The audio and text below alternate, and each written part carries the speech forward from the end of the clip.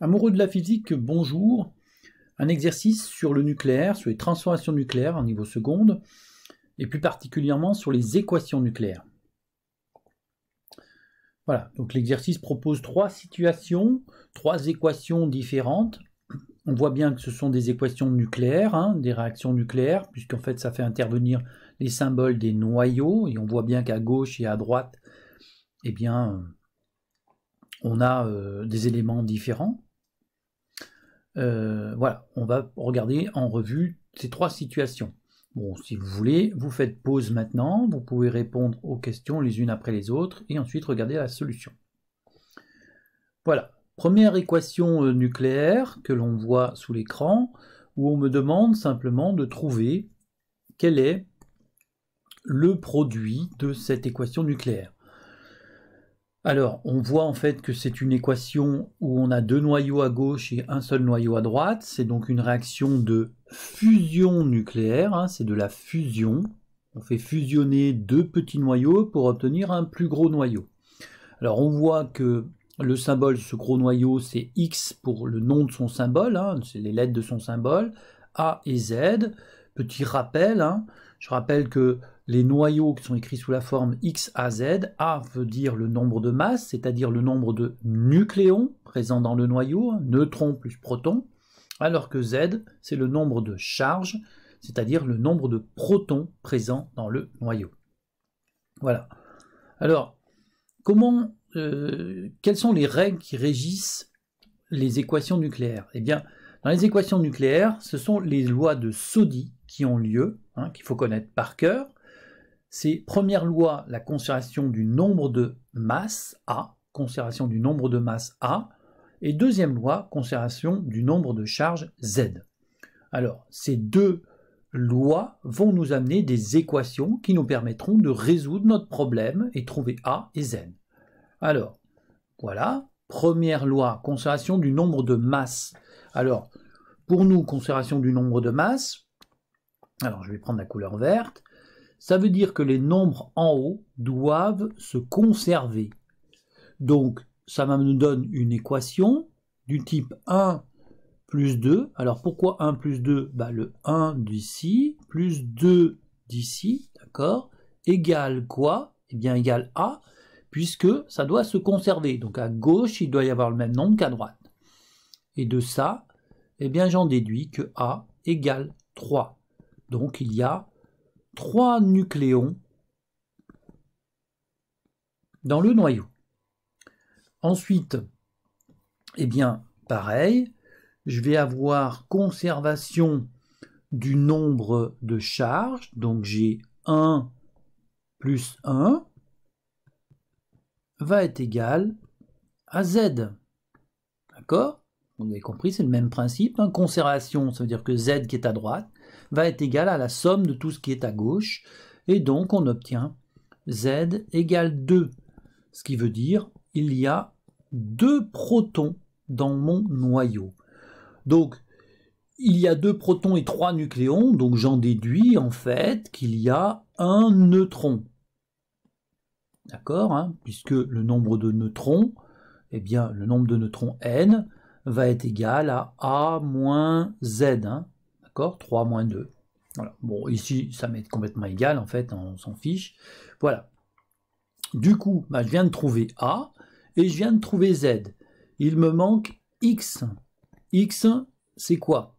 Eh bien, X, c'est le noyau d'un élément. D'accord? Le XAZ, c'est le noyau d'un élément qui a Z protons. Ici, Z, c'est-à-dire 2 protons. D'accord, parce qu'on a trouvé. Voilà. Quel est l'élément dans la classification périodique qui possède 2 protons, c'est-à-dire le numéro 2 de la classification périodique, c'est ce que je mets, numéro 2 de la classification périodique. Alors bien sûr, si je regarde dans la classification périodique, et je verrai que l'élément numéro 2, c'est l'hélium. Donc voici son symbole, donc hélium, ça c'est son noyau, hélium 2, et le nombre de nucléons, c'est 3. Voilà le symbole X à Z de l'élément lors de la fusion. Et je vais appliquer ça, en fait, tout simplement à toutes les équations de type nucléaire. Voilà. Donc, celle-ci, qui est une équation, en fait, de fission nucléaire, de fission nucléaire, on voit que d'un noyau pair, on obtient 2 noyaux fils, donc le noyau pair s'est cassé en 2 morceaux par la rencontre d'un neutron. Alors, pareil, sauf que ici, je cherche en fait, eh bien, le A qui est ici, en fait. On me dit que le plutonium, quand il rencontre un neutron, se transforme en molybdène et en tellure, et avec des neutrons, enfin un ou des neutrons qui sont produits. Donc on veut savoir combien. Donc pareil, donc je vais dire, d'après les lois de Soddy, donc première loi, conservation du nombre de masse. Alors attention, conservation du nombre de masse et pas de la masse. Donc conservation du nombre de masse, donc c'est la somme en haut, donc 239 plus 1, donc comprenez bien, le 239 il vient d'ici, le 1 il vient d'ici, donc ça c'est à gauche, égale quoi? Égale 100 plus 135, d'accord? Ceux-là ce sont ceux de droite, 100 qui est ici, 135 qui est ici, plus quoi? Plus A fois 1. D'accord? A fois 1. On me dit, j'ai un neutron, donc dont son nombre de masse c'est 1, et j'en ai A. Et moi, je cherche quoi? Je cherche A. D'accord? Donc, je vais faire le calcul. Donc, à gauche, ça me fait 240. 240 égale 235 plus 1 fois A, A. Donc, j'en déduis que A égale quoi? Eh bien, égale 240 moins 235, c'est-à-dire 5. Donc, cette réaction de fission nucléaire a produit, en fait, 5 neutrons. D'accord? La rencontre avec un neutron va nous donner 5 neutrons. Donc le numéro A égale 5. Donc là, en fait, je vais réécrire l'équation 239 plus N01 donne le molybdène 4200 plus, j'aurais dû l'écrire plus bas, plus le tellure 5235 plus 5 fois N01. Voilà. Ça permet de voir aussi que le symbole d'un neutron, le symbole d'un neutron, sous la forme X à Z, s'écrit N pour neutron, 0 parce qu'il a 0 protons, parce qu'un neutron c'est pas un proton, et 1 en haut, puisque le nombre de nucléons c'est bien 1, puisqu'il a un neutron, c'est un neutron, plus 0, donc ça fait bien 1. Voilà, ça me permet en même temps de voir ça. Voilà, donc voilà en fait, classiquement, la fission nucléaire, c'est j'envoie un neutron sur un noyau cible, un noyau pair, ça me se casse en 2 morceaux, pas égaux, 2 morceaux, et des neutrons qui sont propagés. Alors classiquement, dans l'uranium, c'est 3 neutrons qui sont propagés. Voilà. Dernier exemple. Voilà, là on a une réaction de désintégration.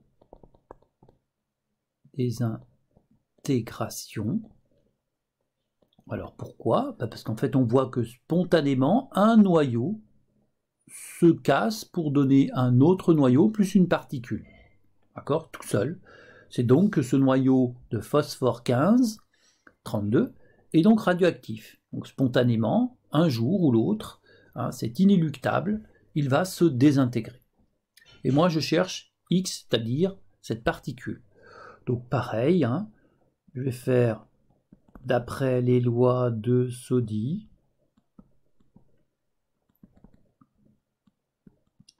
Il y a conservation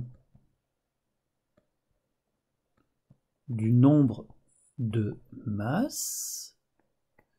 D'accord? Donc ça fait 32 égale 32 plus A. D'accord? En fait, hein, je vais le marquer en vert. Je vais appeler X, cette particule, je vais la nommer grand X, Z, A. D'accord? Et là donc, bah, j'obtiens que A égale 32 moins 32, 0.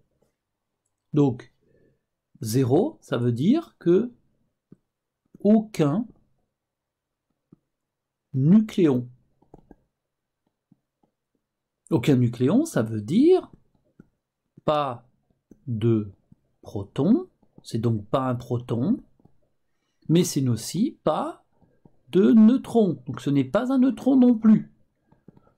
Alors qu'est-ce que c'est? Si c'est pas un neutron, pas un proton? Eh bien on va voir, hein. C'est une particule que vous connaissez. On va voir la deuxième loi, c'est conservation du nombre de charges. D'accord? Conservation du nombre de charges, hein, et pas conservation du nombre de protons. Hein. 15 égale 16 plus Z. D'accord? J'obtiens Z égale 15 moins 16 est égal à moins 1. Moins 1. Donc, quelle est la particule qui possède une charge électrique de moins 1? Eh bien, c'est quoi? Un électron. Et oui, un électron, ça a une charge opposée à celle du proton qui est de plus 1. Et donc, son symbole, c'est E moins 1 et 0 en haut, puisqu'en fait, ce n'est pas un proton, donc ce n'est pas un nucléon, ce n'est pas un proton ni un neutron.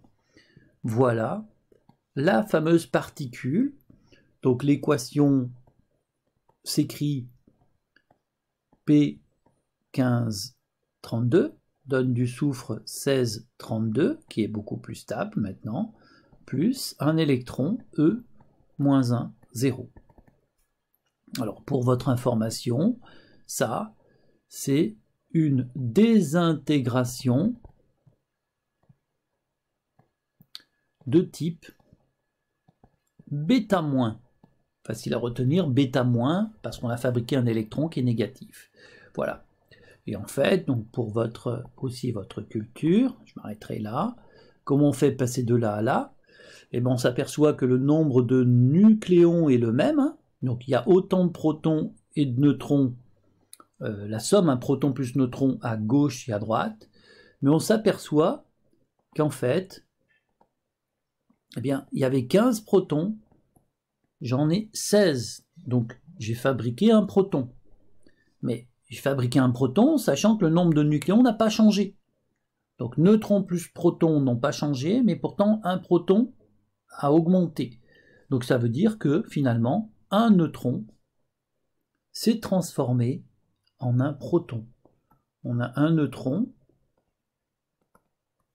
qui s'est transformé en un proton, et du coup, n plus le nombre de neutrons, plus le nombre de protons ne change pas, parce qu'il y a un neutron qui se change en proton, donc la somme reste la même. Par contre, le nombre de protons a augmenté. Alors bien sûr, puisque un neutron qui est neutre, qui se transforme en un proton, qui est chargé, eh bien, c'est pour ça qu'il y a apparition d'un électron qui fera que la charge va s'annuler. Voilà. Donc en fait, c'est ce qui se passe, malheureusement qu'on voit mal ici. Alors je vais effacer là, comme ça on verra mieux. Voilà. Et bien en fait, ça c'est un neutron. Donc un neutron avec à l'intérieur 3 quarks, 2 down et un up. c'est pour votre culture. Et finalement, eh bien, un down s'est transformé en un up à l'intérieur lors de cette désintégration. Et maintenant, j'ai 2 up et un down, c'est un proton. Bon, je ne vais pas rentrer dans le détail au niveau seconde. Et avec ça, on a fabriqué un électron et une autre particule qui s'appelle un antineutrino. Voilà.